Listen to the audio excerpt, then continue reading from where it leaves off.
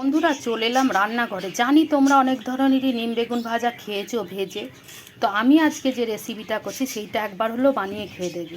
তা কড়াই তেল দিয়ে তেলটা গরম হয়ে এসছে, এবার আমি ফোড়নটা দিয়ে দিচ্ছি, 5 ফোড়ন আর শুকনো লঙ্কা। এবার দিয়ে দেবো নিম পাতাগুলো। নিম পাতাটা একটু ভেজে নিয়ে দিয়ে দেবো বেগুনটা। নিম পাতা ভাজা হয়ে গেছে, দিয়ে দিলাম বেগুনটা। দিয়ে দেবো পরিমাণ মতো নুন আর হলুদ, এতে বেশি মশলা লাগে না। নুন হলুদটা দিয়ে দিতে ভালো করে ভেজে নেবো, একটু আঁচটা কমিয়ে কমিয়ে চাপা দিয়ে আমি এটাকে বানিয়ে নেব। তো বেগুনটা সেদ্ধ হয়ে এসছে, আর একটু বাকি আছে, সেদ্ধ হয়ে গেছে। এবার আমি যেটা দিয়ে দেবো দেখো, এটা আমি দিয়ে দিচ্ছি কাসুন্দি। তো আমি আমার পরিমাণ মতন কাসুন্দিটা দিয়ে দিলাম।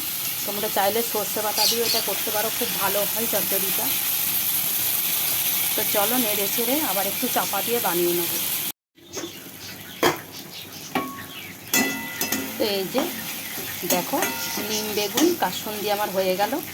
এবার নামিয়ে নেবো, একটু কাঁচা সর্ষের তেল দিয়ে দিলাম, দিয়ে চলো নামিয়ে নিই। তো এই যে বন্ধুরা দেখো কতটা লোভনীয় হয়ে গেছে। তো এখন কচি কচি নিম পাতা থাকতে থাকতে বন্ধুরা তোমরা একবার হলো বানিয়ে খাও। গরম ভাতে প্রথম পাতে জাস্ট জমে যায় এটা। আর বিশেষ করে যারা নিম পাতা প্রেমী তাদের তো আরোই ভালো লাগবে, নতুন রেসিপি, ইউনিক রেসিপি। তো ইউটিউব থেকে যারা দেখছো চ্যানেলটাকে সাবস্ক্রাইব করে আমার পাশে থেকো, আর ফেসবুক থেকে যারা দেখছো লাইক শেয়ার কমেন্ট করে দিও। সবাই ভালো থেকো, টাটা।